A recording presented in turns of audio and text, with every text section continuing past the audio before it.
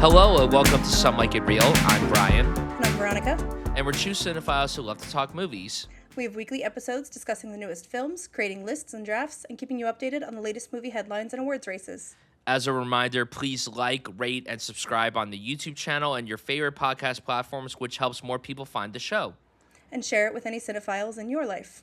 And today we are giving you guys our final predictions for the 98th Academy Awards, which are being held this Sunday.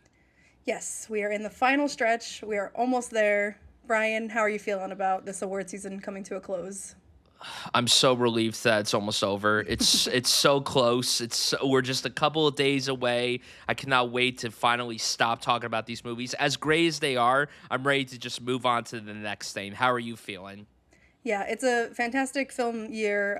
Love a lot of these movies. Really not going to be mad at most winners that could happen here, but the award season, the Oscar is later in the award season than it has been for a lot of years, so the discourse is getting out of control. I'm sick of reading all these insane takes because people are just kind of bored and making stuff up. So it's let's just get these winners, have these people have their moments and get the films awarded, and then we can move on from there. But I am very excited for the show. There's a lot of races, as we're going to get into, that are pretty up in the air. I think more than usual, more than most years. So I think it's going to be very exciting, and I think that the wins are going to be pretty momentous, pretty exciting. It's all of that stuff this year. I completely agree, and I'm excited for Conan O'Brien to make jokes about everything. I wonder if he's going to bring up that Jesse Buckley hates cats or Timothée Chalamet hates the ballet.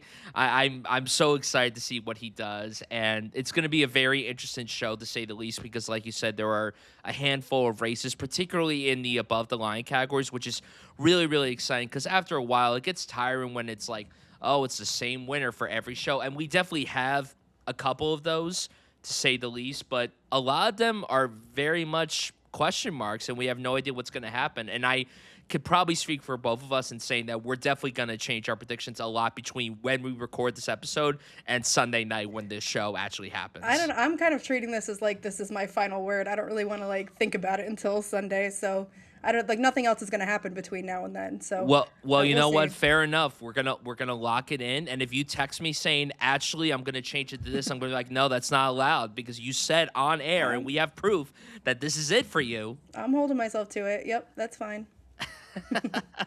So with that, we are predicting all 25 categories and what we think will be crowned Oscar winners come Sunday evening. Yeah, we can get right into it.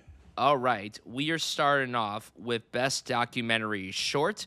The nominees are All the Empty Rooms, Armed with Only a Camera, The Life and Death of Brent Renaud, Children No More, Were and Are Gone, The Devil is Busy, and Perfectly Estrangedness. Now, I will be upfront in saying that I haven't watched any of the shorts just because of timing and everything, but according to a lot of people are predicting, it seems like the favorite is All the Empty Rooms. So I'm going to predict that. What are you going to be predicting?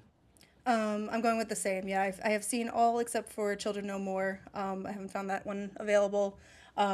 So yeah, I think it's a fairly strong year. A lot of social issues, as is kind of typical in this category. But All the Empty Rooms it's powerful. I think it's definitely worthy of the win. And yeah, it seems like it has the most kind of juice behind it. Perfect. What's next? We're in agreement. Best Animated Short. Let me pull that up right here. So we have Butterfly, The Girl Who Cried Pearls, Retirement Plan, Forever Green, and The Three Sisters. This one, again, just like all of the shorts, there's not really much precedent or things to go off of. I'm going with predicting Butterfly. It's a really beautiful short with watercolor animation. It's got kind of a strong narrative to it. It's about a swimmer who was persecuted in the Holocaust, and so it's got that sort of meteor story behind it that I think a lot of voters are gonna really like. I've seen all of these. I think that it's a pretty strong year. My personal favorite would be Retirement Plan, but I think Butterfly is again going off of really not much to predict, but I think that a lot of people are gonna connect with Butterfly in the Academy. Yeah, I have Butterfly down as well. Again, I haven't seen any of these. I'm just going off the reactions for these shorts and everything. It seems like Butterfly and Retirement Plan are like the two that I've read about the most. I almost put The Girl Who Cried Pearls because I was hearing a lot about that one too. But the I think animation in that is very impressive. It's stop motion and yeah. But it seems like Butterfly is a really safe one to go with, so I'm going to predict that as well. Sounds good. And then next up, we have live action short. The nominees are Butcher Stain, A Friend of Dorothy, Jane Austen's period drama, The Singers, and Two People Exchanging Saliva. That sounds disgusting, which is weird because that's what I'm predicting for this award. Two people exchanging saliva. What about you? What are you predicting for this? Yeah, I've seen all except for Friend of Dorothy. I'm also going with Two People Exchanging Saliva. It's like I think the easiest comp for it is if Yorgos Lanthimos directed Carol. It's a very like odd. I loved it. It's probably my favorite across That these that three sounds very categories. enticing. That sounds very It's very interesting. cool and it's very artistic. Friend of Dorothy has a bit more star power with some of the actors in it. The Singers is available on Netflix, so I think that's going to get some, a lot of eyeballs on it. So I would say those could maybe be spoilers. But yeah, I'm going to go with Two People Exchanging Saliva. Also, the one with the weirdest title often gets picked because although apparently this year they're supposed to sign off on having seen all of them, sometimes if you're just going by title, that's the one that you're gonna pick. That is true. That is true. It is very apparent that these last few years they just go with the most obscure, odd titles, and yet somehow they win. Yeah, that's what you're going off. Okay, moving on to best visual effects. Uh, pretty simple one here. I think I'm gonna go with Avatar: Fire and Ash. I don't think this has ever lost this one, and it tends to dominate the precursor season. Sorry, I guess I should mention the other nominees, I was even though it's about to say pretty that's much wrapped rude to up. the Yeah, other films. Avatar: Fire and Ash, Sinners, F1, Jurassic World Rebirth, and The Lost Bus. But it's Avatar. Yeah, this is the easiest award to predict of the entire night. It's Avatar: Fire and Ashes to lose, and if it doesn't win, I think that would be the biggest shock of the entire evening. Definitely. Because it's like, what would win in its place? I mean, I guess Sinners is that's got kind of there was the idea of Michael B. Jordan being the twin effect, and maybe some of the precursors were impressed with how not showy the work is, but Right. it's gonna be Avatar. Yeah, absolutely. Next up, I just had the list where to go. Oh my goodness. Panicking live on air. We have best costume design. I think that the next three are very easy categories to predict as well, and I think it might go to the same film. We'll have to see. So for costume design, we have Avatar: Fire and Ash, Frankenstein, Hamnet, Marty Supreme, and Sinners. I do think that this is Frankenstein's to lose. I think that Frankenstein, while it wouldn't be my personal, actually no, it would be my personal pick of the five. I think Frankenstein is going to clean up in some of these below the line categories, and I think that this is one that it absolutely has locked and loaded. So, what about you? Are you in agreement, or are you going in a different direction? I'm in agreement. Yep, Frankenstein for this one. I will say that the spoiler might be Sinners, just with Ruthie Carter being the costume Of designer. course. She's been an Oscar favorite, historic wins before, so could be a spoiler there. But I'm still going with Frankenstein. And I am also gonna have a similar pick in makeup and hair, where the nominees are Frankenstein, Sinners, The Ugly Stepsister, Kakuho, and The Smashing Machine. Yeah, Frankenstein for this one as well. I think that Guillermo's movies tend to do really well with the below the line tech awards, and I think this one's done pretty well in the precursors. So what do you think? Same thing? Yeah, this is another case of where if it doesn't go to this, I would be very, very surprised because the makeup work on Jacob Elordi is extraordinary. Although Yeah. I do really love a lot of these nominations. I actually really do love the nomination for The Smash Machine. That movie I'm not a fan of at all, but the makeup work on Dwayne Johnson is very impressive, and I'm glad that it was nominated here. So, yeah, this is another Frankenstein win. And I mean, we're going to repeat it for a third time with the next category, which is production design. Nominees Frankenstein, Hamnet, Mari Supreme, One Battle After Another, and Sinners. Again, you watch Frankenstein and you're blown away by the sets, and they have definitely the most production design of any of these nominees for sure. So that's going to be the win here. I think a spoiler could be Hamnet or Sinners. I don't really think One Battle has a shot here at all. And Mari Supreme, yes, they did a good job of like replicating New York 1950s and everything, but I feel like that's not really going to boost its chances of winning. So yeah, this is also Frankenstein's. I think, yeah, predicting Frankenstein. Sinners could be a spoiler just because that's kind of going to be the stronger movie overall. So it could sneak into one of these craft categories. I'm not predicting it, but if there's going to be a surprise somewhere, it would probably be here. Right. And then I think for Marty Supreme, it is, it's period work, but Jack Fisk is a very popular production designer who's been in the business a long time. I don't believe he's ever won, so could be that he's popular, but Frankenstein is my prediction. All right, moving on to best film editing. Nominees are One Battle After Another, F1, Sinners, Marty Supreme, Sentimental Value. I feel pretty confident predicting One Battle for this one. I think that F1 could maybe be a spoiler. Sinners could be a spoiler. Spoiler alert, I'm predicting F1 for another category that is often tied to editing. But I think that One Battle is the stronger movie overall. I think that it's done pretty well. So yeah, I'm gonna go with edit. And we don't usually have like such an action based movie that's up for Best Picture and things like that. So I think that One Battle is probably pretty strong here. Yeah, I think this is one battles absolutely, and I do think that F1 could be the spoiler of this because it's very edited heavy, and the Academy does love to reward action heavy films in editing. I mean, Ford v Ferrari, which is another racing film, that one edited a few years back, so that could repeat here and everything. So, but yeah, I think one battle, considering the fact that it's super long, it breezes by, it's edited very well, it's paced really well. I think that Definitely. that's going to be a really strong indication of its win and everything. And another one that I would say is pretty easy is sound, and the nominees are F1, Frankenstein, One Battle After Another, Sinners, and Sarad. This also makes me want to plug once again Veronica's interview with one of the sound designers of Sarad. Fantastic interview. Thank you. That nomination is so sick. I Yeah. honestly, I've been thinking a lot about how I think that should be the winner in sound. Personally, I think the sound work in that is really phenomenal, but I think it's going to go to F1. Again, like a pitcher nominee. I mean, the other four nominees in this category besides Sarad are pitcher nominees. So I think that's F1 is going to be the one to take it. And I don't even know what the spoiler would be. I don't think One Battle would win sound. I don't think Sinners would win sound, and I don't think it probably would be Surratt because the Academy has given you know unexpected wins to sound. I mean, Zone of Interest won sound a few years ago, which Right. I know a lot of people had hoped it did that. I didn't think that that was going to happen because I'm like the Academy would never do anything cool like that, Yeah. When and they Oppenheimer did. was so strong. Exactly. But yeah, I think this is going to go to F1. I also have F1. Right now, I have Sinners in my second spot and Surratt in third spot, but they're pretty interchangeable. I think Sinners just kind of has the edge with being a music based movie. I think that also tends to kind of go hand in hand with sound. But yeah, Surratt is definitely, and that team, has been out there on the campaign trail, and it would be a historic win for Surratt as well. But yeah, F1, Cargrove Room. And it's very good sound work, and the fact that it's also that it sort of snuck in there with a Best Picture nom. I think that F1's probably pretty strong overall. Yeah, absolutely. All right, and we're going to move to Best Original Song.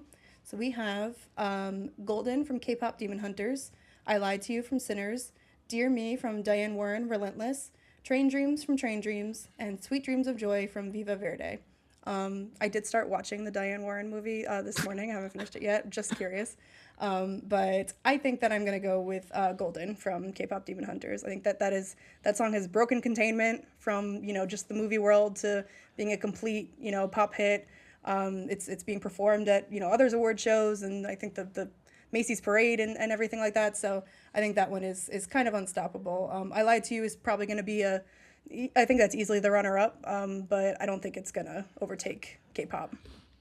In a perfect world, Train Dreams would win this, but unfortunately, it's going to go to Golden from K-pop Demon Hunters, which is a very good song. Usually, they go with a very popular pick, and this is a case to where if the popular song wins, I don't think anyone would be angry because that song really is a certified banger of a song. So, yes, K-pop Demon Hunters Golden will be taking the original song and original score. I think is another one that's pretty easy to lock down. The nominees are Begonia, Frankenstein, Hamnet, One Battle After Another, and Sinners. I would love nothing more than for Johnny Greenwood to win this because I have been waiting since I was a teenager to call a member of Radiohead an Oscar winner, and it will happen someday. Unfortunately, this is just not going to be the time because it's going to go to Ludwig Göransson for Sinners, and how could you not give it to him That score is incredible. This will be his third win, which is insane. And he just won, obviously, 2 years ago. And, for all we know, he might win again next year for the Odyssey. Who knows? So, Sinners for original score is going to be my pick. Going with the same pick. Yeah, and I thought like he's won three, or this would be his third win in Hmm. less than 10 years, right? Like Yeah. he's just become like such a staple in the industry now, and so I think it's totally earned. I absolutely love the Sinner score. I think that it perfectly sets the tone, throughout and blends with the original song so well. So I think it's a great pick. Yeah, I don't know. I guess One Battle is maybe in second place, but I think that Ludwig has kind of dominated the rest of the season. Yeah. Agreed. All right, moving on to our newest category added this year for the first time. We have Best Casting. The nominees are One Battle After Another, Secret Agent, Sinners, Marty Supreme, and Hamnet. So we have no precedent to go on here. We don't know what criteria they're going to use, but I'm going to go with Sinners. I think that it's it won the SAG Ensemble. Like an ensemble award is maybe sort of similar when in terms of looking at the cast as a whole. You have established actors, Michael B. Jordan, Delroy Lindo, but you also have the find of Miles Canton and just using these actors in like roles that feel like that was meant for them. So I think this is the solid pick. I think that it's a little bit of spoiler alert. I think it's high in the running for Best Picture, though probably not going to be my pick. So I don't want to think of this as like a consolation prize, but I think that a lot of members of the Academy might want to recognize it somewhere that sort of celebrates the movie on a bigger level. And I believe this casting director has worked a lot in the industry, so going off of that too, they might want to reward her. Yeah, I agree. I think that this is going to go to Sinners. When the nominations first came out and everything, I saw a lot of people predicting maybe Secret Agent could take it and everything, considering the nature of that casting and everything. But I think with the momentum of Sinners, I think that there's a strong chance that this is going to take it. And honestly, I saw someone predicting online that say Sinners doesn't win Best Picture, this would be like a big way of honoring them and everything. And I think that for the first film in this array of nominees with this category, I think Sinners would be a very deserving first winner for this because of Yeah, everything that you brought up and everything. I think we're gonna have to see what sort of casting they're looking at, like whether Sinners in One Yeah. Battle. I'm thinking more so like taking pretty big movie stars and slotting them into roles that fit them really well. Versus, I think Secret Agent Marty Supreme represents more of like casting unknowns, casting people who Yeah. just have like an interesting face or fit the time period and Right. things like that. So we have nothing to go on, and it's probably going to take a few years to kind of establish what they're looking for, what the precedent is. Yeah. But it'll be interesting to see. I'm excited to see who's going to take this one. Yeah, I agree. It's going to be very exciting. Next up, we're breezing along through these, but don't worry, we'll get to the There's a chaotic lot of categories agreement, but soon. yeah, we haven't gotten to the crazy stuff yet. We're going to get there very soon, but we still have a few more categories to go before the craziness. Next up is Best Documentary Feature. The nominees are The Alabama Solution, Come See Me in the Good Light, Come Through Locks, Mr. Nobody Against Putin, and The Perfect Neighbor. Documentary is always like a toss up because it's like, are you going to go with the very popular pick, the more established pick, the more well known pick, or are you going to go with someone a little smaller and more known amongst the cinephiles and the film community and everything? I do think that this is going to go to the more popular pick. I think The Perfect Neighbor is going to take Best Documentary Feature. Now, unfortunately, I haven't seen the other nominees, but I have seen The Perfect Neighbor, and I thought it was great. I thought it was wonderful, and it would be a very deserving win. So, but if any of these other four win, I would be excited because then I'll have more of a reason to check them out. So, The Perfect Neighbor is going to be my pick for documentary feature. I'm going with the same. Yeah, same thing. That's the only one I've been able to see so far. I am going to catch up with at least one or two of the others before the show, but I think that's sort of indicative. I think that's been the most popular one. It's been on Netflix. It probably had the most, buzz, the most impact in culture and people talking about it. Mr. Nobody Against Putin is probably my runner-up or spoiler. I think that in the last few years, documentaries about the Russian invasion of Ukraine have been on the winning side in a lot of cases. And from what I hear, that one is a lot of people were happy with it and enjoyed it. So I think that that's a possibility, but The Perfect Neighbor probably seems like that's gotten the biggest response, the most reception. So usually, if it was something like that even gets nominated, because like we said, the documentary sometimes they go a little bit off the beaten path. They don't necessarily like to nominate ones that are popular, but since it's gotten in there already, and that's the one that all the conversation is going to be about, I think it's got Hmm. the best shot. Yeah. Yep. All right, now we are moving on to Best International Film. Nominees are The Secret Agent, It Was Just an Accident, Sentimental Value, Surat, and The Voice of Hind Rajab. I've gotten to see all of these. I think that it's so clearly down to a two movie race between Sentimental Value and The Secret Agent. They both have Best Picture nominees. It Was Just an Accident, I think, had much more of a shot earlier in the season, but it's really sort of underperformed, especially at the Oscars. So this is tough. I feel like this category is usually a lot more sewn up by now. We don't usually have two nominees that are so strong. And from the way I'm viewing it, I think that Sentimental Value was much more of the early favorite. I think people were more aware of it even before it was out, based on Joachim Trier and Renata Reinsve and everything. And I think it had a good reception. I think that The Secret Agent is surging a little bit more at like the later in the race sort of time.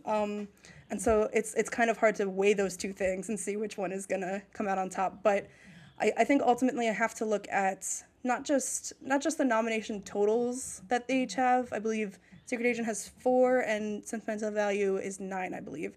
But Sentimental Value got pretty much its whole cast in to the acting races. It also got that director nom. Like to me, that just says that that's something that everybody is gonna watch for sure. It's across so many categories. I think people will watch Secret Agent too, but it's a little bit sentimental is a little more accessible. Secret Agent, I think that the people who like it really love it. Some people found it maybe a little bit inaccessible. So the way it sort of drops you into the story and has these grander sort of flights about it, sort of abstract nature to it. So I'm going with Sentimental Value, but I am really unsure about it.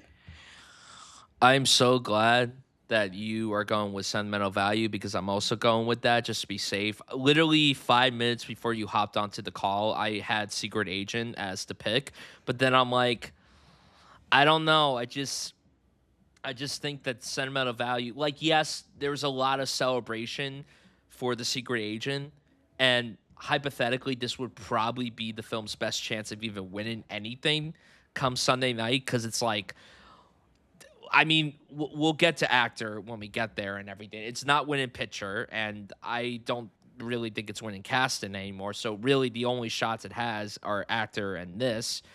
And listen, it could still end up winning. Like there's a lot of momentum, and I Definitely, mean, yeah. last year they rewarded this award to Brazil, so they could do it again. I don't know if they've ever rewarded the same country 2 years in a row. I didn't check up that stat, and I probably should have before we recorded. But That's what's also tripping me up though, because I'm like, okay, it was, the Academy's getting more international. Brazil, in particular, as we saw last year, has, a large voice and very passionate fans and everything. And so I'm like, does that work for it or against it? Like, are we saying that, right, it's just growing even more, the sentiment? It's sort of, it takes yeah, place in a similar time as I'm Still Here last year, deals with the oppressive government during the 70s in Brazil. yep. Very different stylistically, but it's like, okay, is that, are they gonna go for that again because it's just grown even more popular, or Hmm. is it like it's time to switch it up and we can't do a similar thing twice in a row? Yeah.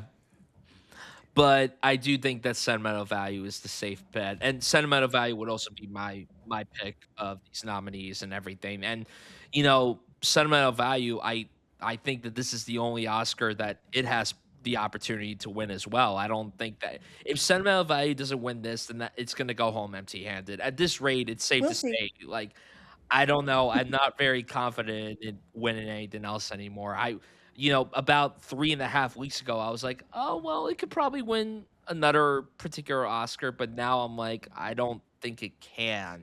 but I'm willing to hear your reasoning as to why it could maybe win something else. But yeah, sentimental value is going to be our pick for international feature. And next up, we have anime feature, which is thankfully an easier race than international Yeah. feature. And the nominees are Arco, Elio, K-pop Demon Hunters, Little Amelie, or The Character of Rain, and Zootopia 2. K-pop Demon Hunters has been winning everything, and it ain't gonna stop. It's gonna win the Oscar for anime feature. It's a good film. I'm not, admittedly, and I've said this many times throughout the last few weeks, I'm not particularly passionate about any of these movies. I actually just watched Elio last night, and it was fine. It was whatever. That's like totally fine. Yeah. It's weird kind of watching that in the midst of having just seen Pixar's newest film, which we both loved and everything. And this one, we were very lukewarm on it and everything. And I like the other films nominated here and everything. I mean, my personal favorite would probably be Zootopia 2 or Little Amelie.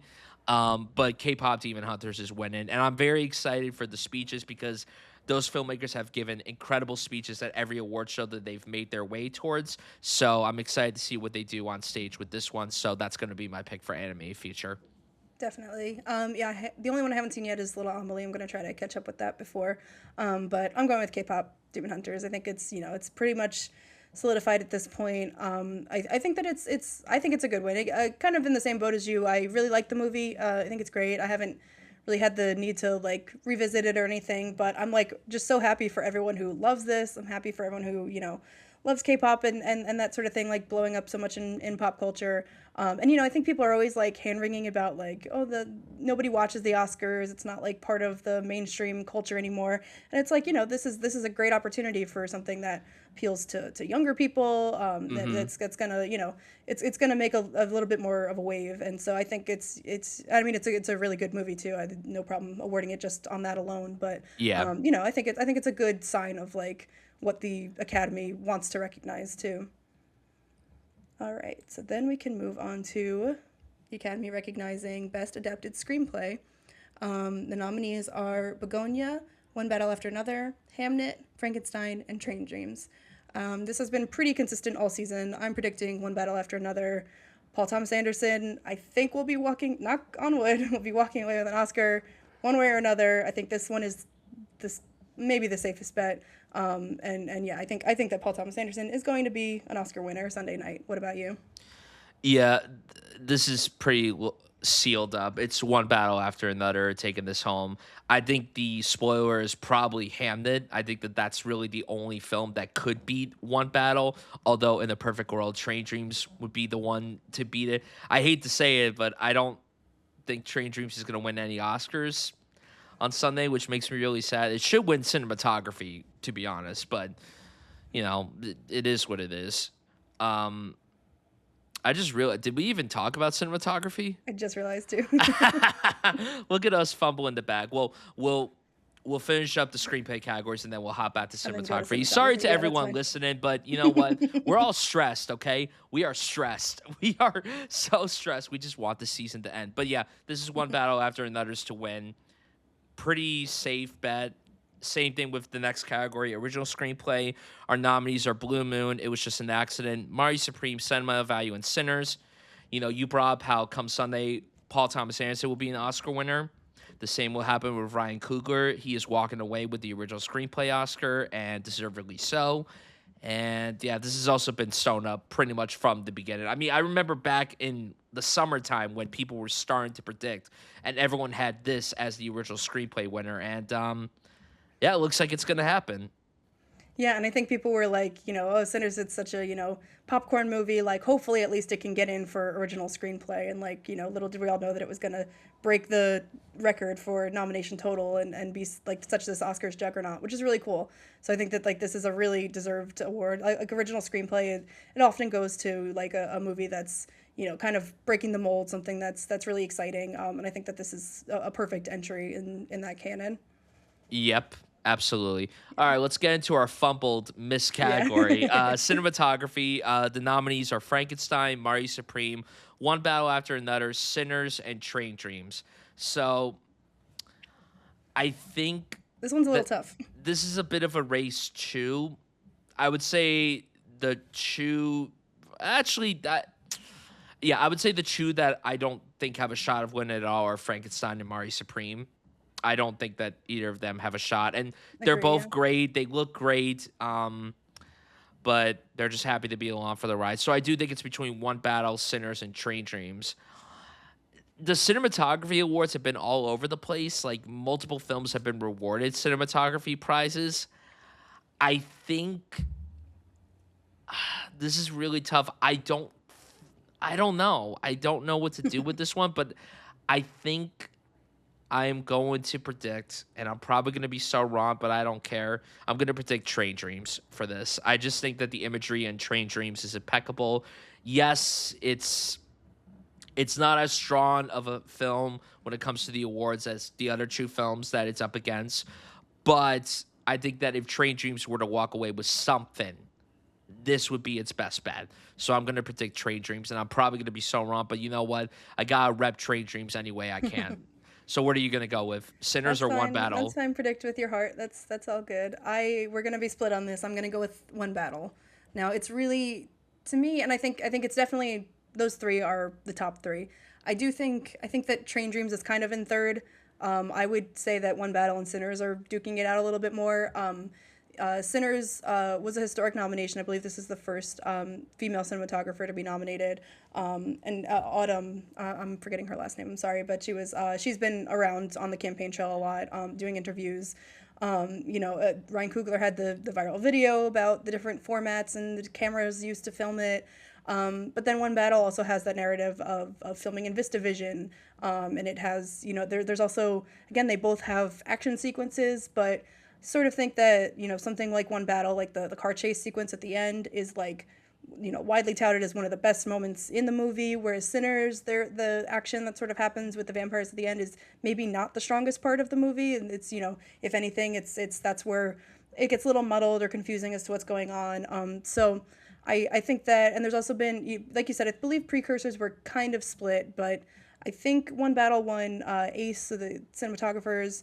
I just feel like it's slightly stronger, even though this is a really close one too. I think that it could be either of those two, but I'm just going to give the slight edge to One Battle. So, Autumn Durald Akerpal is her Yes, thank name. you. She is the first woman of color to be nominated for Okay. cinematography.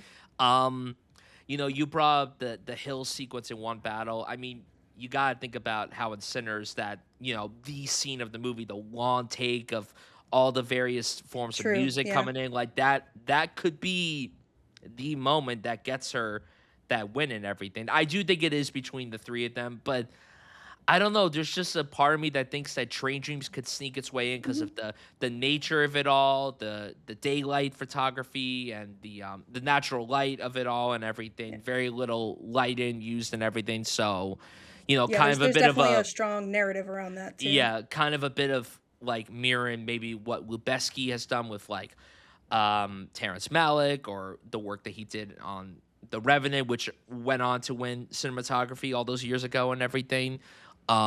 So it's a really up in the air race, certainly. I think in terms of the technical categories, this might be one of the more up in the air races, which is great because, and also the thing that would make Train Dreams winning great is that it wouldn't just be a One Battle and Sinners winning everything. We would be Hmm. spreading the love and giving it to something else. And I think that if Train Dreams were to win cinematography, I don't think anyone would complain at all. I think even the One Battle and Sinners stands would be happy with this winning. You're giving Stans a lot of credit, but yeah, hopefully the sane ones at least. Yeah, exactly, exactly. All right, All now we're right. going to get into the tough categories. Get Ready? get a little messy now. All right, we can move on to Best Supporting Actor.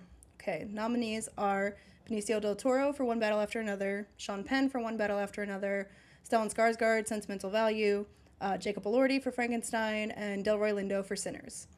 Okay, so it's been pretty split most of the season. I think that the sort of odds-on favorite now after winning BAFTA and SAG would be Sean Penn. I think that that's probably where the majority of predictions are going, and it's that is totally possible. It just seems to me like there's I just don't think that people in the academy are eager to award him a third one, and this is like no knock on the performance. I think the performance is fantastic. Like he created a really indelible character, one of the like best movie villains, and that can be popular in this category too. But I don't know. It seems like there's a question maybe if he's gonna even show up to the Oscars. Like I don't know. I think that there's sort of like that extra textual stuff might play into it a little bit, and so I'm looking at SAG. To me, him winning SAG is not all that surprising. They tend to go for like flashier performances, and there were no non-English language performances nominated anywhere at SAG. And then BAFTA, I don't know. BAFTA I can't really explain. I think that is like the fact that Sean Penn won there is showing some strength, but I don't know. I'm this is a little bit more of a gut feeling, a little bit more vibes. I've just felt like Stellan Skarsgård has been really strong the whole season, and like I said, he was not, he didn't win at SAG because he wasn't nominated there because none of the international actors had any representation there. So to me, that was like almost a wash. I can't really explain why he didn't win BAFTA. So he had Golden Globes and got to give a speech there and everything. That was early on in the season. But it's a little more vibes based for me. I think Delroy is also a possibility because he has been nominated at none of these major awards. This was a surprise that he even got the nomination. So he's kind of a wild card too. We haven't seen him go up against any of these actors really. So there's totally a possibility that people could just see his name for the first time and check that off. And he's had an incredible career. This is a great role for him. There might be a chance that the controversy at the BAFTAs, that kind of played into people's minds too. That was sort of early on enough that voting still would have been happening. So this one is tough. You kind of just have to pick one and go with it. I think I just kind of have felt like Stellan would be a good winner all season. Like I said, I'm predicting sentimental value for international. So I think it sort of makes sense that I'm considering that to be a strong movie that the Academy liked, and so I'm just going with Stellan. That's a totally understandable pick. It's understandable why you're gonna go with him. It's going to be between him, Sean Penn, and Delroy Lindo. Unfortunately, Benicio del Toro and Jacob Elordi don't have a shot of winning. Although it would be very cool if either of them took it home. Jacob Unless there just Elordi is so much chaos that we have, There's no so much idea chaos, you have no idea. A few weeks ago, I had Stellan as my pick to win, and then Sean Penn won SAG and BAFTA, and I'm like, oh well, it could really go down that way. But he hasn't really won much else, right? No, he hasn't really won a ton. I mean, Such a weird year. He's been nominated everywhere. Yeah. But in terms of the wins, like it seemed like for a while Benicio was picking up the wins of the 2-1 Battle Boys, especially at the critics groups. Benicio was cleaning up those wins. So a lot of people were like, "Oh, could he win the Oscar?" But then he hasn't won anything televised. And the fact that Sean Penn hasn't been to either ceremony to accept the award, it's like if he wins, is he even going to come to the Oscars? Like, it's like, and who I think knows? voters think about that. Like, I think you think of who do I want to see give a speech? Who do I kind of want representing, Right. at the actual show? So Right. it's a factor. Yeah, it's a big question mark.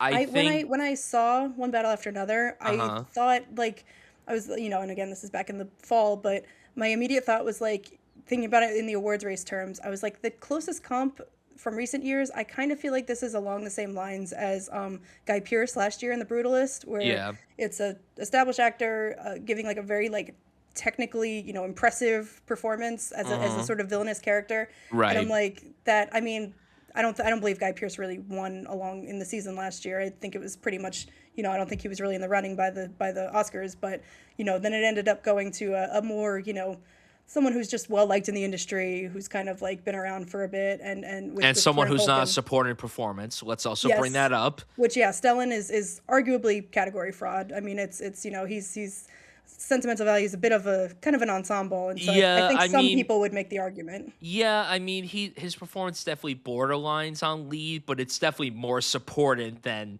Kieran Culkin last year. Yeah, for sure. Yeah, but it's he is in a lot of the movie. It's a lot of the action rests on him, and Well, same could be said of Sean Penn in One Battle. So it's, oh Yeah, my God, it's so tough. I I think that for safety reasons, I am going with Sean Penn. I wanted to be Delroy Lindo so badly, Hmm. and I almost considered doing it, put in the no guts, no glory, or you know what? Maybe I should actually do that. I Maybe you don't know. should, yeah. I don't know if I feel comfortable doing it because if I put it out there that I think Delroy Lindo's going to win the Oscar, people are going to come at me and be like, "Are you fucking dumb?"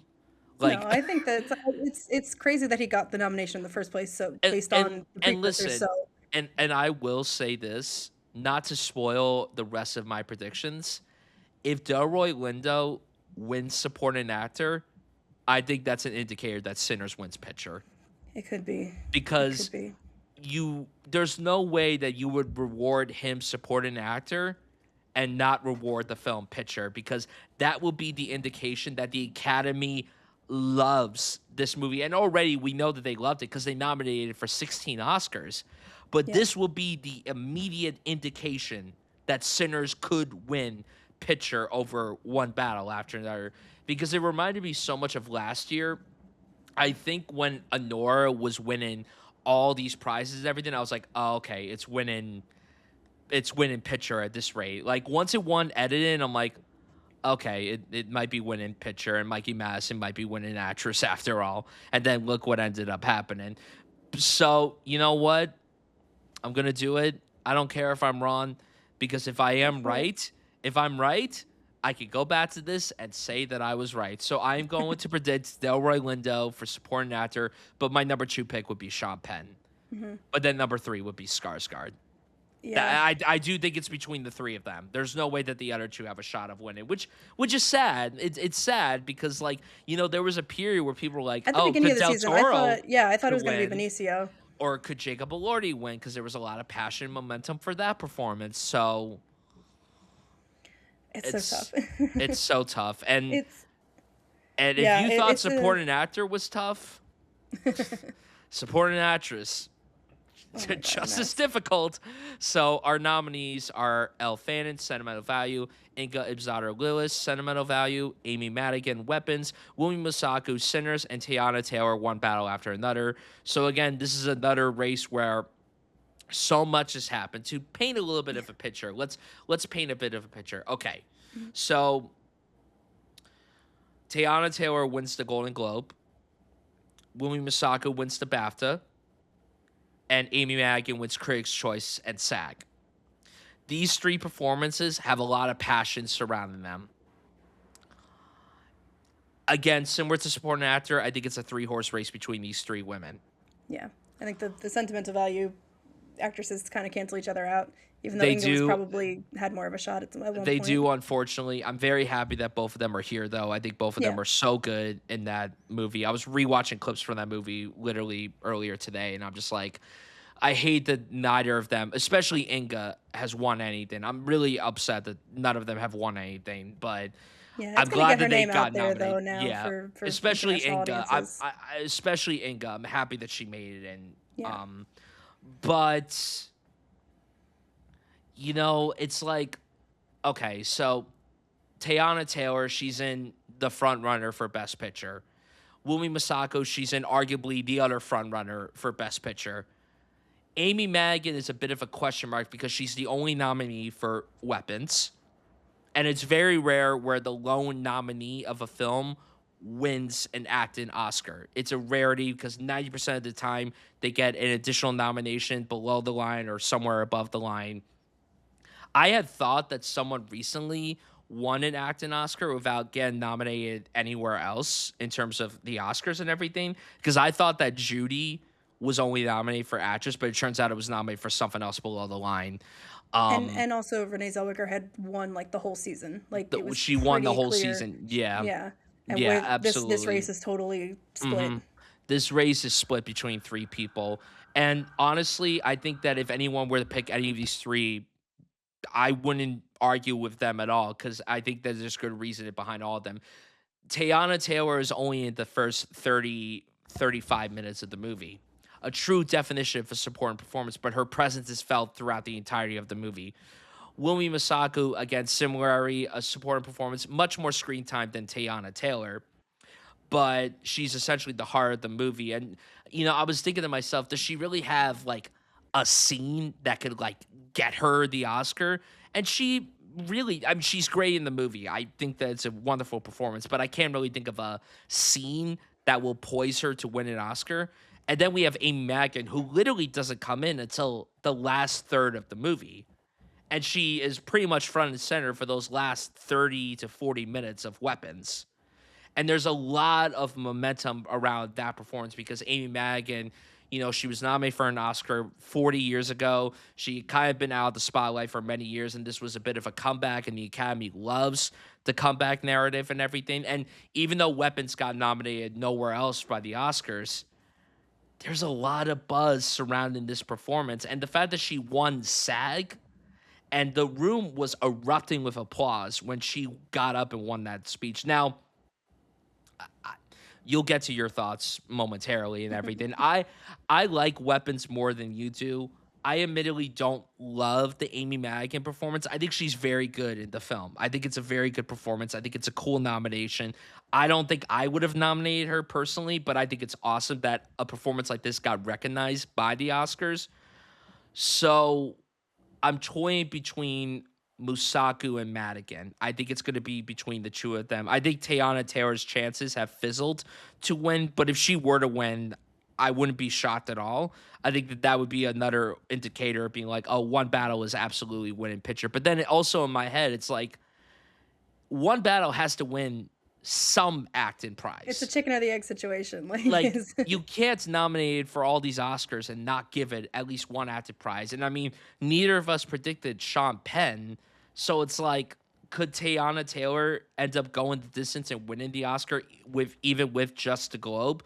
The BAFTA definitely helps boost Musako's chances, and sure, maybe she has the homeland advantage of everything, but also it's like Sinners has a lot of momentum right now, so there's a chance that she could walk away with the award.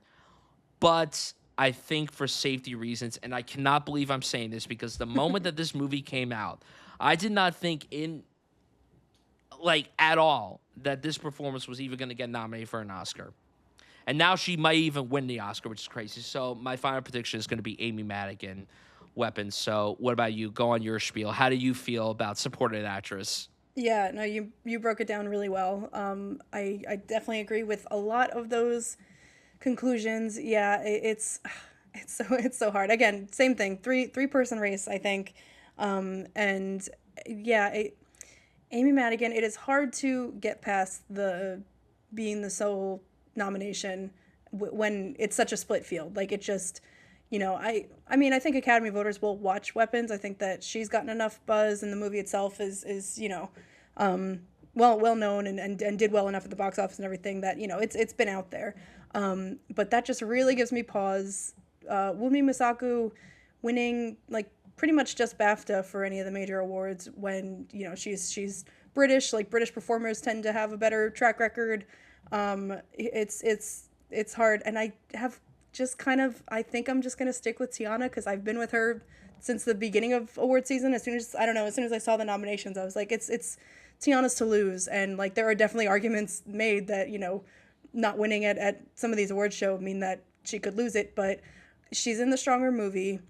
I think that I am going on the logic that if you're predicting One Battle to win Best Picture, I think that an acting award has to come along, and I've already explained my more vibes based feelings about Sean Penn not winning. So I just kind of feel like this is where it's going to be. And I think that like when you think about One Battle, and definitely true, like we've talked about this before, how it's so interesting how those three actresses play such different roles in their movie. Like Woonmi being like a real supporting presence throughout, Tiana being there in the beginning, Amy being there at the end. Like that's really interesting, and it kind of makes them hard to compare because it's not like any of them are doing the same thing. So that's difficult. And it's also like Wumi's character is like she's extremely like warm and like the heart and soul of the film. Amy Madigan is an all-out villain, giving a really go for broke performance, and then Tiana is like this really thorny character that a lot of people are maybe split on, and that's where I sort of feel like if you love One Battle, I think that Tiana is like the jolt of adrenaline that like kicks everything off, and like how could you not want to reward that? But if you don't, like I think that a lot of the issues that people had with One Battle were surrounding that character, but I don't think anybody dings Tiana for that. Like I think that they still say that she's giving an incredible performance, and maybe they question like the role of that character or anything, but I don't know. I think that, and they've all been out there campaigning, like they've all been very, you know, likable, and doing all of the things that you do when you're, you know, when you want to win this award. So I think that that sort of like cancels it out. So yeah, I'm just gonna stick with Tiana. I felt pretty good about her all season, and there's just nothing from Wunmi or Amy that makes me like give them the edge a little bit. So Right. I think you're probably a little bit safer with Amy, just based on like the numbers of wins and things like that. But I'm just gonna stick with Tiana. But like the thing with me is that I'm not gonna be surprised if Oh Tiana yeah, or no. Wumi won. I'm not gonna be surprised at all. I think it's gonna be one of these three women, and I mean, Amy wouldn't be my personal pick. Like she wouldn't be my pick. But like I also have to recognize that if she were to win, it would be really cool to see a performance like this win an Oh yeah. Oscar. Like, I think it would be very, very, regardless of how you feel about the film or the performance itself. I think that just like the fact that a performance in a straight up horror film could win an Oscar. I mean, we've had performances in horror films win Oscars before, but it's been a long time since we've had one. And, you know, again, the narrative behind her, like, and I think it would be very exciting for Amy Madigan. And like, admittedly, like I'm not like someone who's like, oh, I'm this huge Amy Madigan fanboy or anything. I haven't seen a lot of stuff with her or anything, but I think that the narrative behind her resurgence with this film is really inspiring, and I think it would be cool. And plus, like if we got her winning, I get to see my boy Ed Harris on screen because she's married to him. So I'm rooting for that big time. But I would be happy for Amy Madigan just because I am Carnival Hive, the HBO show from like the early 2000s. She's very good in that. That's like but the main thing that I know her from. But yeah, yeah, it would. Yeah, she's had a great career that would be totally fair to award too. completely agree. All right, let's get to another All right, I chaotic guess. Oh my category. god. We should have done the easy one first, honestly, but I I guess that'll know. just be wrap up at the end. All right, so we have Best Actor. The nominees are Leonardo DiCaprio for One Battle After Another, Ethan Hawke, Blue Moon, Michael B. Jordan, Sinners, Timothy Chalamet, Marty Supreme, and Wagner Moura, The Secret Agent. Okay, once again, I think we have another three-person race. Shocking. I think that, and again, there's a lot of chaos here. I mean, I guess I wouldn't be surprised if literally anybody won, but I think it's pretty safe to say that Ethan Hawke and Leo are like in the lower two spots. Which is sad because they're my top two. They're my two favorites in this lineup. Yeah, I love everybody in this lineup. Like this is one of Yeah, the best. they're all great. They're all This is one of great. the best leading actor lineups we've had in years. Absolutely. So I wouldn't be mad at anybody who wins. But okay, so here's a bit of a hot take. I think it seems to me like since SAG, I think the tides have been turning towards Michael B. Jordan a little bit. It's that was a great win. That's, you know, SAG is a very big voting body and everything. His speech was great. To me, SAG it happened then when there were only a few days left in voting, so maybe that swayed some people, but for others maybe it was a little too late. And I just kind of feel like that's his only major win, and I don't know that that's enough. And I think that people are getting a little bit swept up in the discourse, the hype from that, like, and again, totally fair. Like, it's to win SAG was pretty remarkable and a bit of a surprise then. So, totally reasonable that he could surprise again at the Oscars. But I don't know, something about it just tells me that this is it's maybe I'm getting a little nervous that so many people are like heading in his direction. I'm like, I don't think it's that like easily said or easily done. And I mean, you know, it is very split as we said. So, you know, no one is saying this is like a sure thing, but I think that's the general tenor that I don't really agree with. So then I was like, okay, you have Wagner, you have Timothy. I was trying to think. I've been like thinking about my predictions all day today. I've been like going back and forth. And at the beginning of the day, I was like, you know, maybe like Secret Agent is really surging. Maybe like that has a really strong shot to take international, and then maybe that brings like Wagner along. He has been everywhere. He also like Stellan, you know, he wasn't nominated at SAG with no international nominees. So like that's kind of a wash. And that's where Michael won. This Wagner beat Michael at the Golden Globes when they were in the same category.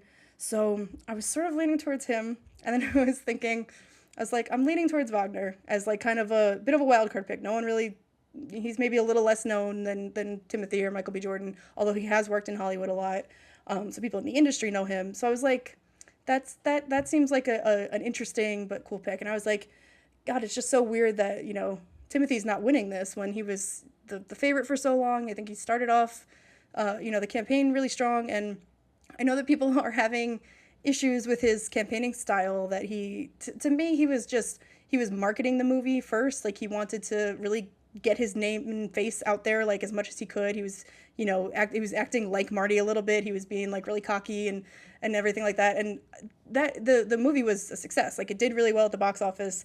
And I think then he sort of pivoted to a more like traditional awards kind of campaign. Like I think he kind of buttoned it up a little bit after that.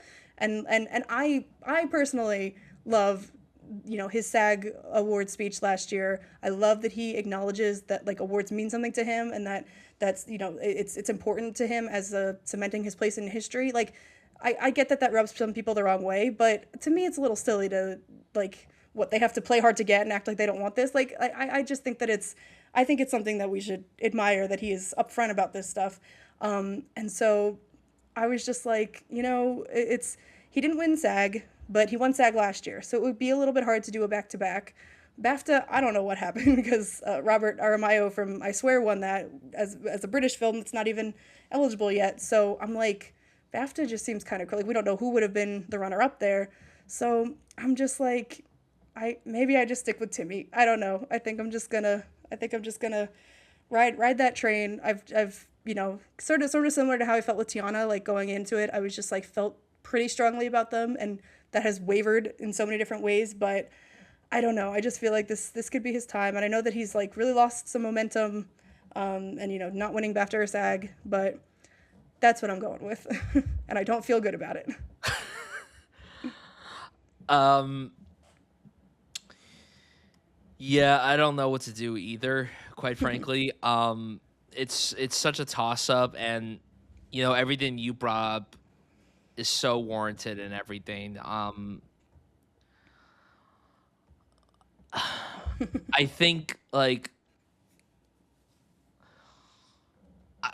you said, all five of these performances are great. I wouldn't be angry with any of them winning. Obviously, there are some performances in here that I'm more passionate about than others, but I think that these are all five very, very good performances, and these would make five really good Best Actor winners. But okay, so like Timothy, if people still have him as their prediction, I don't think that's a bad call at all. It's a very safe pick and everything because yes, he didn't win the SAG, yes, he didn't win the BAFTA, but he won the Golden Globe, he won Critics' Choice, so that does help him out. That's not something that you could just push aside. Like that's Yeah. very crucial to an actor's possibility of winning an Oscar. And again, when it's so split, like I think that if there was a Yeah. clear one runner up, then maybe they would be pushing into the lead. But Yes. if it's a 3-person race, there's just it's chaos. Absolutely. And then BAFTA, I kind of had a hunch that he wasn't going to win that, but I still predicted him for that. He definitely had to have been number two for that. He was definitely number two. I And I don't mean, know. maybe you could make the argument that Michael B. Jordan was number two because Wagner Moore was not nominated Mhm. there. So I don't know. Like it's Could have been been Leo. very. It could have been Leo for all we know, or maybe they could have been like, you know what, we're gonna possibly give it to Ethan Hawke. And if that was the case, then they're based as hell for doing that. But um, and then we get to SAG, and a lot of people predicted Timothy. But then also a lot of people were like, well, he won last year. Are they really going to give him the award 2 years in a row? I thought that he had the opportunity to break that stat, but then it ended up going to Michael B. Jordan. And, you brought up of how when the SAGs happened, it was towards the tail end of Oscar voting. So that might have helped sway a lot of the Oscar voters to go into a different direction towards Michael B. Jordan. I don't think that if anyone predicts one of these three, it's a bad call at all. I think that you brought up, you're like, oh, I don't know why people are kind of swaying in that direction of Michael B. Jordan. I'm a little up in the air I about that. understand it. I just am questioning it. I'm just not fully convinced yet, you know? You're not fully convinced. I hate to admit it on air, but I'm pretty convinced myself. Yeah, I, totally fair. I think I listen. I don't know if it's right for me to predict two acting wins for Sinners. I'm probably being a fucking moron for doing that. But you know what? I'm just gonna go for it and say it. I think Michael B. Jordan will win Best Actor for Sinners, and I didn't think that that would end up becoming a possibility. I genuinely didn't even think. Well, first of all, I didn't even think he was gonna get nominated because I thought they were gonna push aside the fact that he's in a genre film. He's playing two characters. Hmm. Like that was where the biggest obstacles that he had to face. But the fact that he got in everywhere and has done very well, and the fact that he won the SAG, that's pretty big. That's pretty huge. So I think that he right now will be my prediction for Best Actor. And I have to say that, like, yes, Timothy's comments lately and his campaign strategies have rubbed me a little bit the wrong way. I still think the performance is great. I still think he's a great actor. As a person, he might need to tone it back a little bit. He needs to simmer down a I little bit. think I he's think great. Timmy, never change. You're perfect. you're perfect, Queen. We love you for it. But um no, in all seriousness, I do think it's between the three of them, and they all would make great winners. But I think that for right now, I'm gonna go with Michael B. Jordan for Sinners. I never thought in my life that I would see the possibility of him winning an Oscar, especially for a performance like this. And you know what? If he wins the Oscar, there may be some people that look at it as a career win. I don't think so. I don't like when people dog on someone's win as a career win, and some career wins aren't the greatest, admittedly. But if you want to classify this as a career win, fine, whatever. But it would be a great win because he's been I mean, firing on all I think cylinders. this is his best role. It's certainly like the best acting that he's done. The fact that he has to do twice the amount of acting in this too, and there's been all these interviews about how he differentiated both characters and everything. There's like this viral interview that went around with Wumi Masaku where she talked about how like he really went all out for playing both of these twins, and I'm like, yeah, that's a good thing to say in the midst of the Oscar campaign and everything. But no, he's been acting like phenomenally since he was a kid. And, as someone who loved Friday Night Lights and as someone who's loved all the film work that he's done since then, I just think that this would be a very exciting win. Wagner Moura would also be exciting. Chalamet would be very exciting, but then you also got to factor in that he's really young, and Best Actor doesn't tend to go to someone super young. And yes, Michael B. Jordan is young as well, but he's almost 40. Chalamet is only 30 years old. So that definitely puts him in a bit of a scary path, like a bit of a halt. And I think that I think it's between Jordan and Mora, so I'm gonna go with Michael B. Jordan. I think that's gonna Yeah, be my final prediction. there definitely is a factor of like we're saying like this is probably Michael B. Jordan's like best role to date. His collaboration with Coogler, which has been so successful, And and he's in the stronger film too. yeah, and I think that some people are probably seeing this as like his pinnacle, and like this is a good time to award him for that. Versus Timmy, they feel like he's gonna be back. He's gonna be nominated, a million more times in his career. He does the sort of thing that's more Oscar friendly typically. Yeah. So that's all totally valid. And yeah, for Wagner, I think that his what's going for him just on a vibes base, I think is maybe that he gives sort of a more classical like leading man performance. Like Yes, it's a absolutely. drama that he is the complete face of. He has a dual role at the end of that film Hmm. that is pretty impressive. So I mean everybody in this category is like giving a big role. Maybe Leo, you could argue, is a little bit more part of a big ensemble, but like everybody is they all earn this like so Yeah. much. And I do think for me personally, if I was picking, I do think I would give it to Timmy, and maybe that's clouding my judgment a bit, but I just feel like this is even though it's people have maybe in the last month or so been less happy with his campaigning style. I think that he's been like this wonderkind who's set the industry on fire and become like a and in this time when we're like we don't have movie stars anymore, it's like he's someone who can toe that line between blockbuster and art house, and like to me it's just he's the kind of person that should be awarded. And I think that if we look back and we're like I think that Marty Supreme is gonna like be a peak in his filmography of like that's a really iconic role for him. That's something Yeah. that's gonna be really well known. And I mean, probably same could be said for Michael B. Jordan, but I think that it's hard. They're both great roles, but I think that a lot of people are just gonna want to see something like Marty Supreme get awarded in this way. But who One knows? one day, Ethan Hawke, you will become an Oscar winner. Yeah. I will make sure that within the next 5 to 10 years, you will be crowned an Oscar winner, whether it's for your writing or your acting. Hopefully, you're acting. Hopefully, you're back soon because I need to call Ethan Hawke an Oscar winner so badly. I need it to happen. And also, it is sad that Leo hasn't won anything too, because like this would be a great second win for him. Like Such a great role too. how do you Better than his win. oh 100%, but it's like all these performances are great. Like this is really tough. Thankfully, Yep. I think thankfully, we can put a bow on that thankfully, one. we could put a bow on that one and we could move on to best actress, which thank fucking god. We'll see how this fares. So our nominees for Best Actress, we have Jessie Buckley for Hamnet, Rose Byrne for If I Had Legs, I'd Kick You, Kate Hudson for Son Son Blue, Renata Rines for Sentimental Value, and Emma Stone, Begonia. So, similar to a category we brought up earlier with visual effects, this is also top 3 easiest categories. This has been locked literally since September. Literally since September, everybody has had this pick as Best Actress, whether they liked it or not. This is going to Jessie Buckley for Hamnet.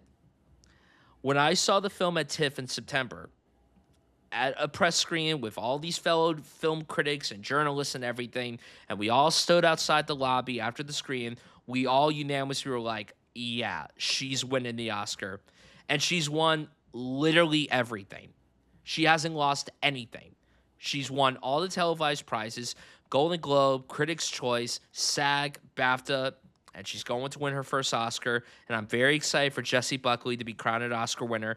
I've been riding high on the Jessie Buckley stock for far too long, and I'm so excited that she's finally going to get her flowers, even though, admittedly, she shouldn't be the winner, but I don't know if people are ready for that conversation. But it's gonna be her. It's gonna be a great winner. I don't think anyone deep down really is angry that she's going to win, but thank God actress is easy because actress is never this easy to predict. Yeah. So the fact that this is the easiest of the 4 acting categories, nobody saw that coming.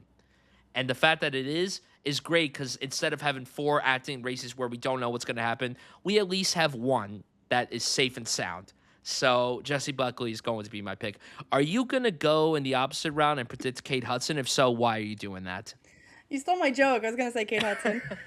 No, yeah, this is gonna be Jessie. Obviously, like we've talked about before, I think we would both probably prefer Rose Byrne. I think Absolutely. that she's solidly second place here. In another year, maybe she would have gotten it, but it's even cool that she's so close to to winning with that movie when that's a much smaller movie. Hamnet Yeah. is produced by Steven Spielberg and about Shakespeare and has all this. Got all these big nominations and stuff. So I'm just happy for Rose Byrne and Mary Bronstein that they got that movie as far as it did. And the fact that I love Rose Byrne's performance a little bit more, I still really love Jessie Buckley's. Like she gives a fantastic performance and this is totally deserved.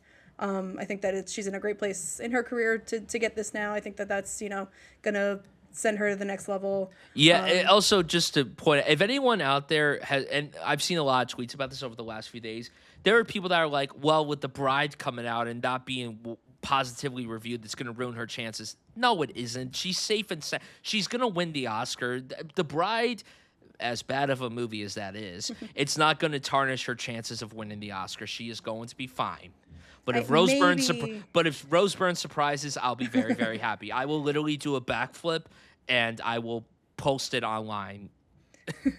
Maybe if her category had any of the mess that's going on in the other categories, maybe that would be a slight factor. But when she's this much of a lock, it definitely doesn't matter. Right. And I still can't believe Emma Stone hasn't campaigned at all, and she's gotten nominated everywhere. It's crazy.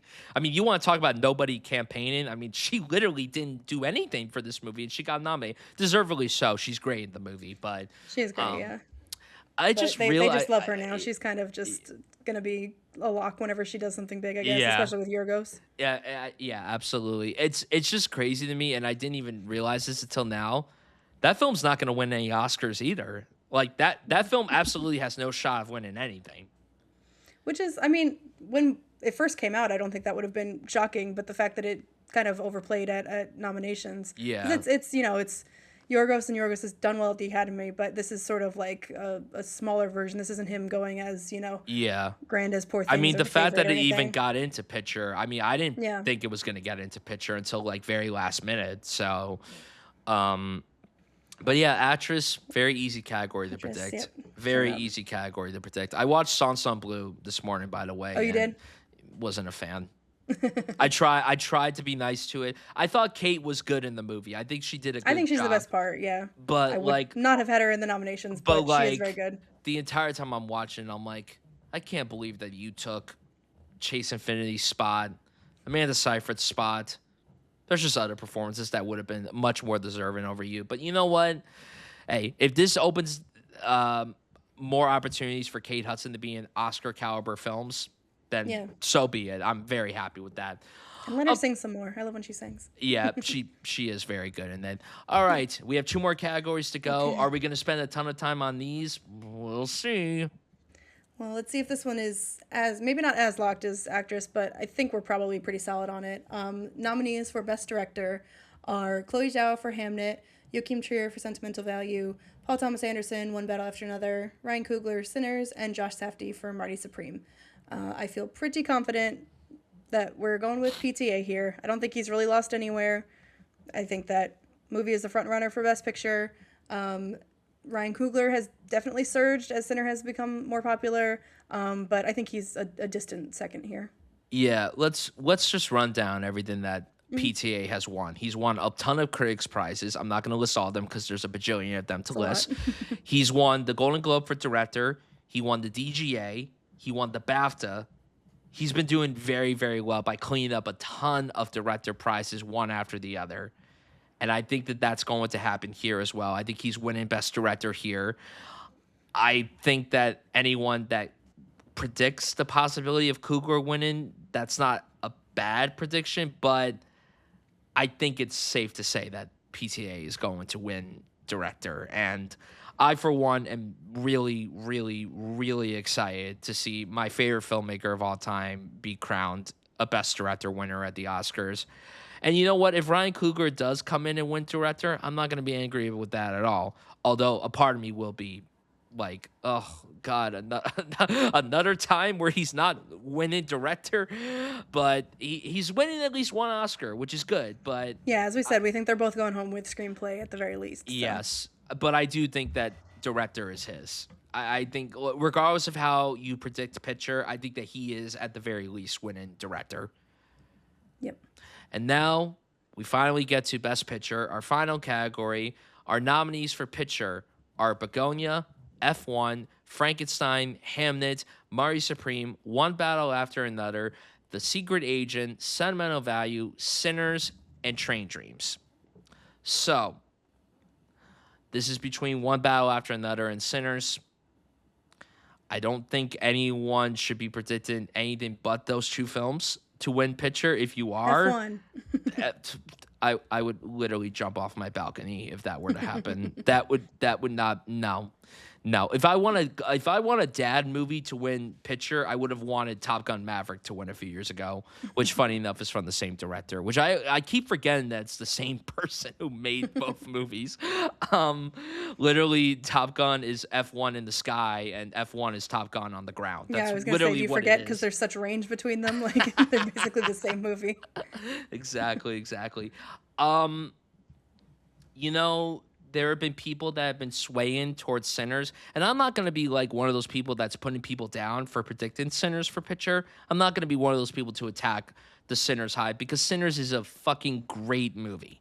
And it would be a very deserving Best Picture winner. It would be a monumental Best Picture winner. It would be a very influential Best Picture winner. If it wins the top prize, it's going to be a huge game changer for the entire film industry, rightfully so. But then you could also say that One Battle would also be a huge game changer of a win for the entire industry. I think that I'm going to stick with the film that I've been predicting to win Best Picture since September. It's going to be One Battle After Another, which, again, similar to the director wins for PTA, this has been cleaning up a ton of Best Picture accolades across the board at critics groups and televised events. It won Critics' Choice. It won the Golden Globe. It won BAFTA. It won PGA. It's going to win the Oscar for Picture. But I will be preparing myself if Sinners surprisingly takes the prize too. And you know what? Even though my favorite film of the year rarely wins Picture, my favorite being One Battle After Another, I will be very, very excited if Sinners goes the distance and takes Picture. Because, when that film came out in April and there was all this acclaim, I did not think that was going to go down as an awards contender. I was like, there's just no way that the Academy is going to embrace a film like this. Even though the last few years they have embraced genre films and blockbusters. I mean, when I saw The Substance when it came out, I did not think that was going to be an awards contender, and it was nominated for multiple awards, and its lead actress almost won the Oscar.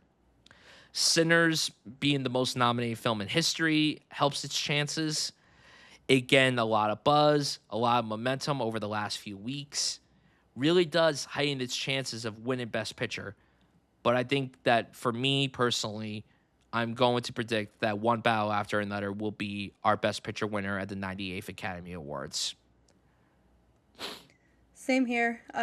We've been pointing out the whole time the Sinner surge is very real, and it's again it's hard to weigh how much One Battle being the front runner for so long of the season versus like how much can the passion for Sinners get it across the line. But yeah, I think it's just undeniable the amount of wins that One Battle has racked up. The fact that I think it's still going to be really strong in other big categories. I think that this has been One Battles to lose the whole year. It kind of felt like that with Honora last year too. It was sort of like waiting for something to unseat that, and nothing really did. So yeah, I don't know. I'd say I'd give it 80% One Battle, 20% Sinners, something like that. Which it's totally reasonable if you want to move that dial a little bit in either direction. It wouldn't be the absolute most shocking thing if Sinners won. It would be a bit of an upset, but and like you said, I personally would be thrilled with either one. They were my 1 and 2 of the year, which is awesome to see. So yeah, I think that you got to go for One Battle for being the big winner here. Yeah, I completely agree. I think we've said everything that we've needed to say about that. Are you for the actual ceremony? Are there any things that you're looking out for or particularly excited to see? I mean, I'm excited to see clips again for the acting nominees. Yes. They just announced today that there will be clips. Thank God. The clips never should have left.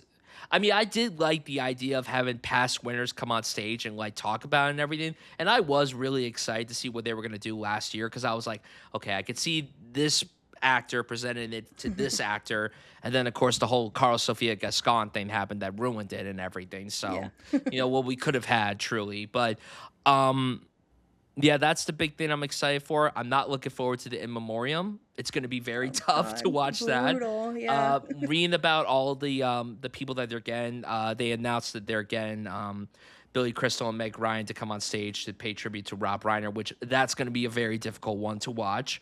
I think Barbara Streisand is singing the In Memoriam. Mm-hmm. I think they said that, which that's gonna hurt too. She's singing for the In Memoriam, or it might be specifically a Robert Redford tribute. Right. That's just all one. But either way, that's gonna be devastating.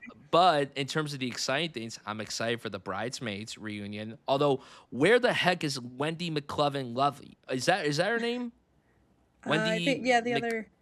She's been the one who's not. Yeah. The only one not it ain't a to true be part reunion without her. Like, you need to get her on the stage too. But what about you? Are you excited for anything in particular? And of course, I mean, I know that you're like over the moon hyped for what Conan's gonna do and everything. I can't wait for him to make a Oh yeah. joke about Rose Byrne. That he's gonna fix the Oscar for her. He's gonna come on Yeah. stage as the therapist from If I Had Legs. Yeah, no, I'm so excited just for the show itself. I just think it's always such a fun time watching it. But I think that I'm something I have been paying attention to all season is that like in terms of speeches and getting political and addressing things like that. Yeah, I think that Paul Thomas Anderson in particular has come under a little bit of fire for not addressing when the film itself is so much dealing with immigration and government corruption and yeah, overreach and all of that stuff. And I think I have been giving a lot of grace because I think that we've seen the most example that I could think of recently was with Zone of Interest. I think that Jonathan Glazer sort of nodded to a lot of these issues on the campaign trail, but then waited for the Oscar speech to kind of give what I thought was a pretty strong statement, very powerful and well said about the Israel and Gaza and everything, and so I'm sort of like relying on Paul Thomas Anderson to not disappoint us here and stay. I think that for a film like this that's dealing with this subject matter, I think he has a bit of an obligation to talk about this, and I am having faith that he's kept it quiet because it's true. If you have a controversial speech earlier in award season, that can plateau your chances if people have an issue with it. So I think that people have probably learned to just sort of gesture and everything, and so I would like to see particularly from him, but really from anyone. I think that yeah. it's I am obviously not of the opinion that like actors should shut up and just obviously not. We're all political people, Uh huh. especially when your movie has to do with that subject. I Yeah, think that that's a completely valid part of the show and something that I think can start conversations and be really important. So that's totally. something that I'm just looking out for and want to see in addition to all of the fun stuff. Do you think that Adrian Brody, when he walks on stage to present the award, he's still going to finish his speech from He's gonna last be year? chewing. He's still gonna be chewing gum. He's gonna throw it into the audience. He's literally walking on stage. Oh man. Oh my god. Yeah, poor. But I I guess he'll be awarding Jesse Buckley most likely. They usually switch the yeah, genders, I'm so interested cuz like she's gonna have to deal with yeah, that. cuz last year they had Cillian Murphy present actor. So I wonder if they're going to have the Oh yeah, actor that's right. present the actor and everything. Which that'd be interesting to see how they go and everything. Like for example, and we'll be quick with this. Imagine if Timothy does win. Adrian is going to award the Oscar to the person who essentially almost took the Oscar from him Yeah, last year, and which would be very interesting. But to probably the next youngest winner because I think if Timothy had won last year, he would have beat Adrian's Brody's yeah, record for the youngest winner. I So believe so too. now Now, he's probably in second place if he wins. yeah, final question before we wrap up. Yeah, How long do you think the show's going to be? I have no idea. I think they've learned a good deal about not having like crazy bits or things that kind of But add they a are bunch of doing runtime. But performances this yeah, year. So although only they two, right? It's only going to be well, two of the nominated I songs believe are so, performing, yes. but they might have other things involved too. I think probably a little bit over. Was supposed to be 3 hours, I guess, Yeah. and then, yeah, maybe 3:15, 3:20, something like I'm that. going to predict three I'm and a of the half. mind. I'm of the mind that like I'd make the show 6 hours long. I don't care. I'll watch it all. But As long as they don't cut off any speeches, because I remember exactly, last yeah. year they were cutting off. It was the Dune team, I think, when they won an award, they Maybe. were like cutting them off. But then it's like, Mhm. oh, why does this person get 8 minutes of speech when the Dune team only gets 1 minute? That's absurd. Yeah, yeah, those sort of So things I always hate. I'm like, just let it go as long as it needs to go. Who I cares? agree. This won't be an issue, I guess, when it moves to YouTube. I don't know if they're gonna try to, you know, runtime on network time is not really an issue anymore. But I don't know if they'll still try to, keep it tight just Yeah, so it doesn't run on too long. But absolutely. we'll see. All right, so with that, it concludes us giving our final Oscars predictions. Be sure to let us know if you agree or disagree with our takes. And with that, that is a wrap on today's episode of Some Like It Real. Thank you all for joining us. If you're interested in following along our journey, you can find me on Twitter, Instagram, and Letterboxd at Brian Sutfield. And you can find me on Twitter and Instagram at Vero Albarella and on Letterboxd at Alba_real_A. And you can follow the show on all socials at Some Like It Real, as well as on YouTube at Some Like It Real. Be sure to subscribe and share it around and tune in every Monday for a new episode of Some Like It Real on podcast platforms. We'll see you next time.